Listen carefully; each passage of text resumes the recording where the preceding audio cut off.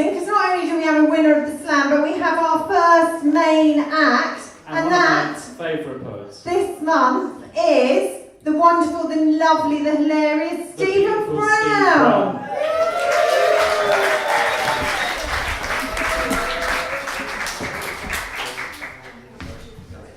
Make sure I got this to the right note. And the iPad is still on, that's a relief. As anybody that was here last week will know, I didn't actually win. Sorry, last month. Will know I didn't actually win last month. I'm the vice poet that steps on when the poet can't make it. The system works! For quite a while, I did a monthly set at the open mic night at the General Havelock. Now, the General Havelock open mic night was open for anybody to do anything. So it was rather a disappointment that everybody else did music. So in the end, I resorted to I do spoken word poetry, and then I'd finish with rewritten songs. And I get to start tonight with one of those rewritten songs, inquiring about the lack of variety. It's called "Why Do You All Do Music?" And hopefully this will work.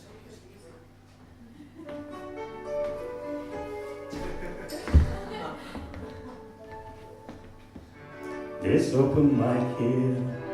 Think it could be so much more. No one tells jokes when they're taking the floor. No wide range of talents or doing one thing.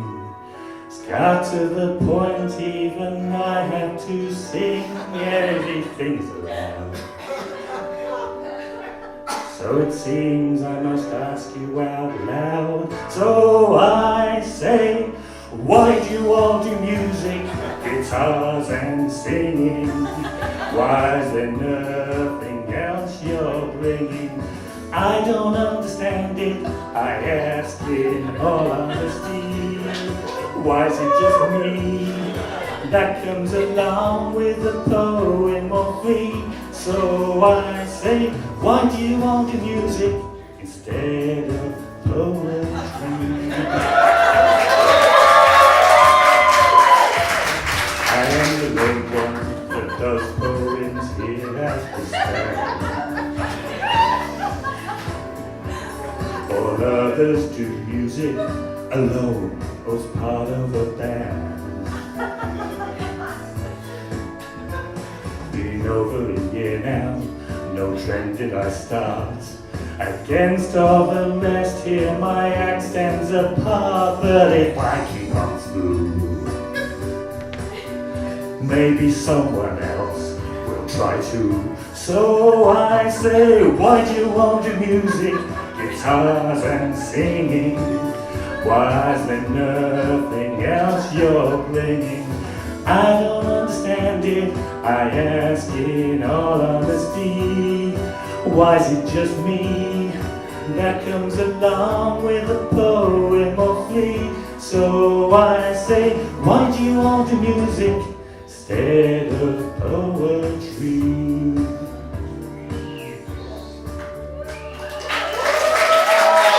I've been so lucky, I'm the boy with facial hair. Wanna call it out to everybody. Have a go, do a verse, take a chance. So I say, what do you want to music, guitars and singing? Why is there nothing else you're bringing? I don't understand it, I ask in all honesty. Why is it just me that comes along with a poem or plea? So I say, why do you want to music instead of poetry? Yes, I say, why do you want to music instead of poetry?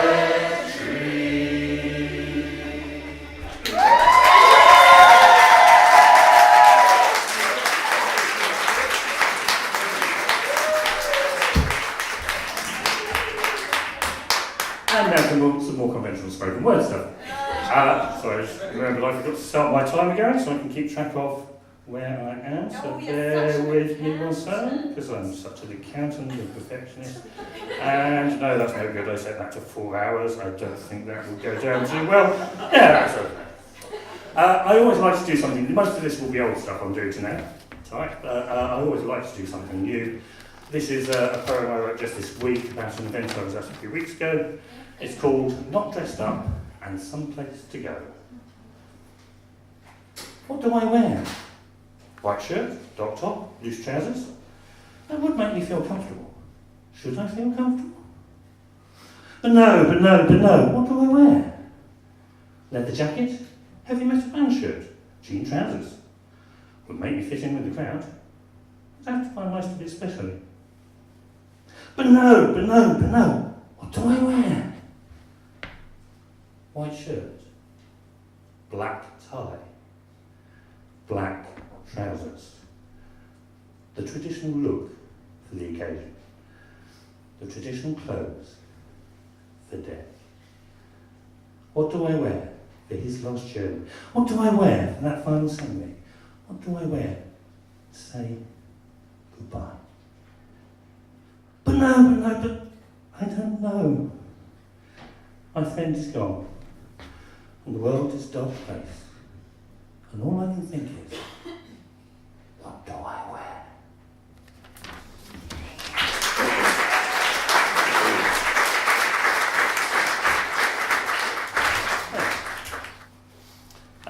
Do any of you know the film Byzantium? Yes. Yeah. Do anyone of you know that the film Byzantium is actually set here? Woo! Oh, that's good. Well, that makes this one a lot easier to explain. This was written about the time that Byzantium came out. It's called Vampire Weekenders. When vampires go on holiday, they must be careful where they stay. The sun-kissed beaches of the Med are not a safe place for undead. For any vampire quite so rash will soon wind up a pile of ash.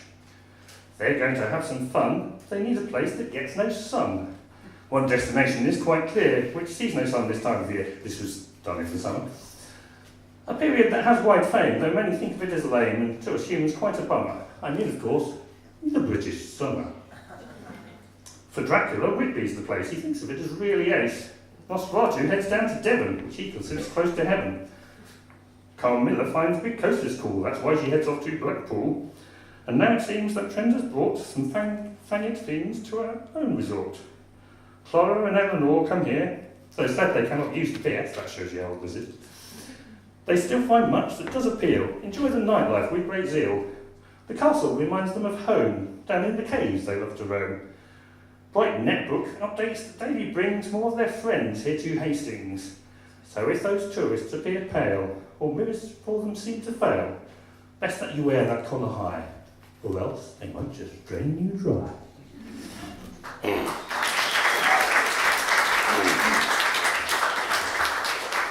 I'm inspired by all sorts of oddities. This one was, I was at a book weekend with my wife. There was a book sale there, and one of the signs has a sign on it that says, "Books make me an offer." I mean, it should have read "Books, full stop, make me an offer," but they didn't punctuate it very well. So it said, "Books make me an offer." And since anyone that sees my house knows we're not short of a book or two, I read this poem. It's called A Wife's Justification. Books make me an offer that really does beguile. They tell me of their clever plots and literary style. Books make me an offer, in most persuasive tone. They say they're better copies than the ones I have at home. Books make me an offer, both blatant and discreet. Suggest that they're the ones to make my collection complete. Books make me an offer, they really do insist. The offer is one that, my love, I really can't resist.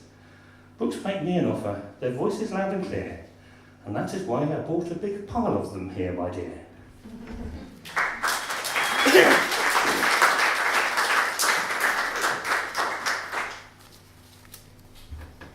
I also did a series of dark takes on nursery rhymes. This one's based on old Mother Hubbard. I tell you, someone thought they'd heard it before, so I may have done it here before. But I'm going to do it anyway because I like that terrible joke in the end. This is called Old Murder Hubbard. Old Mother Hubbard went to the cupboard to fetch her poor doggy a bone. But when she got there, the cupboard was bare. Both of them were on the run. For though she looked nice, she loved to maim and slice, a serial killer, you see. Police hot on their trail, they'd just taken the tail from the scene of their last killing spree. Needed some place to hide, then a convent they spied, a home to the mild and meek. No way they could stand against Hubbard's fierce hand. 'Twas just the place that they seek.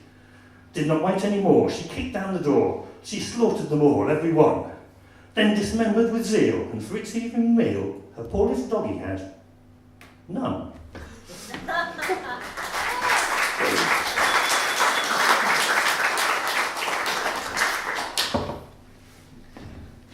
How are we doing tonight? Oh, I've got 6 strips down, I'm not looking.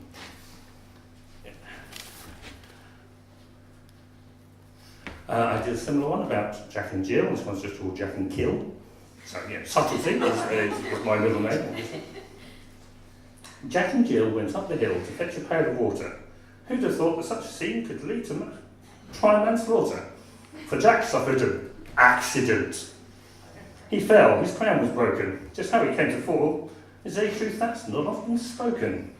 And on that hill stood one alone who could have made him fall. A person on whom it would seem the police should be calling. She held herself down on the hill, her guilt to try to hide. But on that day, it's clear that Jill attempted fratricide. Doing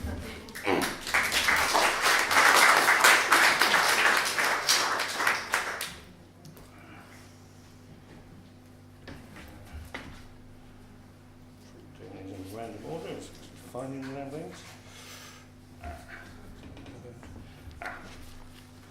That one's just nice and quick. Poetry didn't always go down well at the General Havelock. There's one I both out how one he would don't like poetry much. So I wrote a poem dedicated to him. It's called I Don't Like Poetry Much. Some people think that poetry is wrong. That's why this poem isn't very long.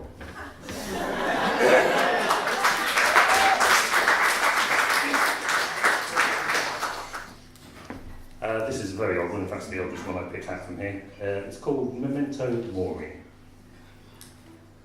When I am dead, there's no stone up for me. No monolith with name and dates and verse. The shelter it provides I will not need. Far better serve to shelter those that live. Lay not a bunch of flowers on my grave, for there their beauty I did much admire. Their perfumes and bright colours matter not, when sight and smell depart along with me. If you would have some marker, do it thus. If I have made you smile or laugh with joy, with words or mere attention ease the pain, or lighten burden far too large to bear, then take those memories and hold them close. When life seems dark, then bring them to the fore. For if a thought of me will smooth your path, then that is all memorial that I need.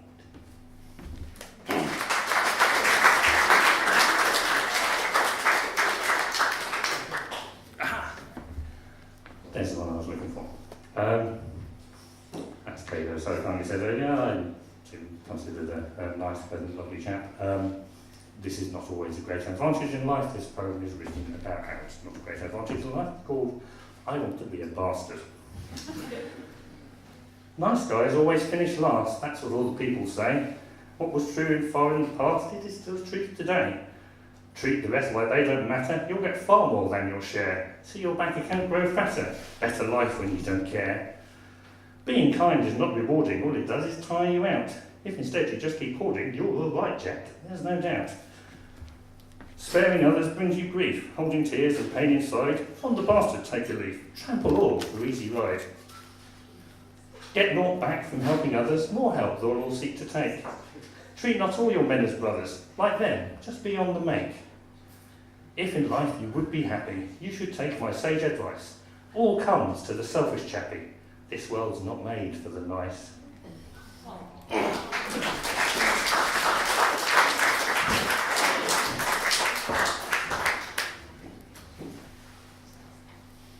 Okay, fine. Time for one more before the final song, so what shall we finish with?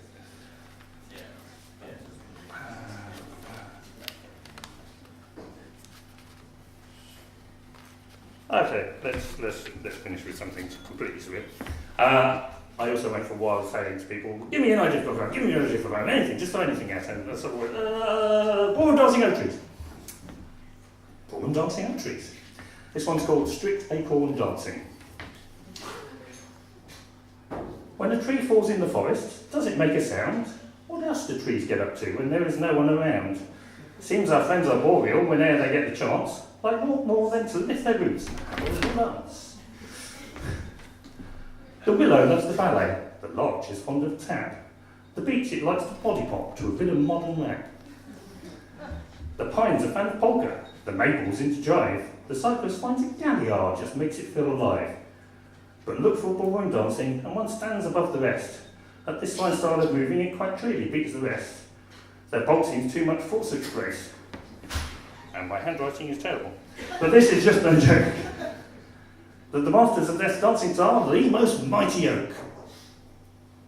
Their slides across the forest floor are wonder to behold, from the most tiny sapling up to the giants of old.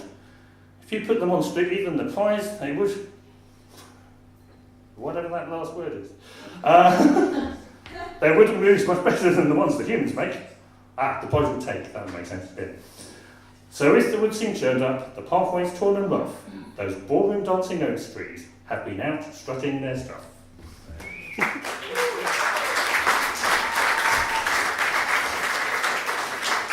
And that's actually perfectly on zero. Wow, what are the odds? Okay.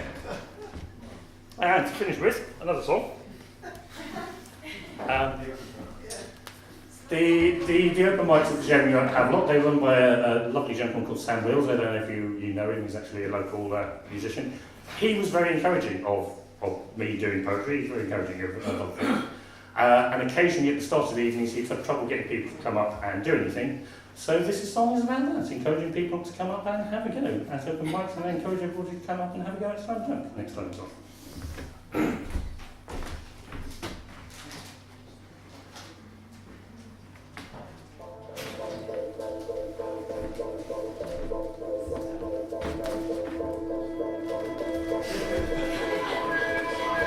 This is the open night where I do my poems full of rhyming words. Sam don't really care what your act is, so you can just try singing. That is the easy way in. Yeah, come up and sing. This is the open mic. Come up and sing. This is the open mic. Come up and sing. This is the open mic. I got some black shirts to try on, but I digress. I'm a rhyming man. I tell you that I'm so into good. I'm so into good. Yeah, I'm a rhyming man. I tell you that I'm so into good. I'm so into good. Yeah. The floor is open, so come on up. To just sit there drinking, really lots of sounds can be sung from the down of the road. So come on, have a go before. Come and sing, doing something avant-garde or AGC.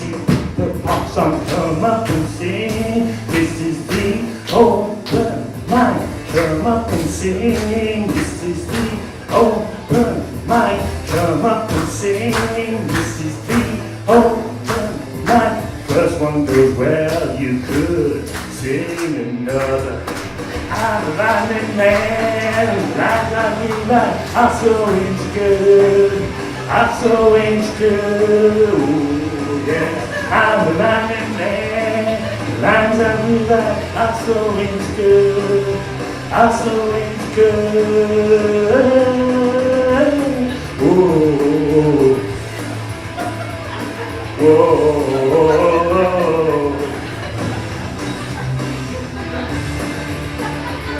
Woo!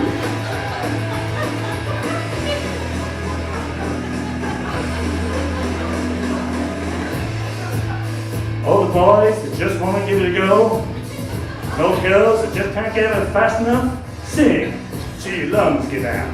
come up and sing. This is the open mic. Come up and sing. This is the open mic. Come up and sing. This is the open mic. Come up and sing. This is the open mic. Come up and sing. This is the open mic. Come up and sing. This is the open mic. I'm a lying man. Lines I rewrite are so good. I'm so good. Oh, yeah. I'm a lying man. Lines I rewrite are so good. I'm so good.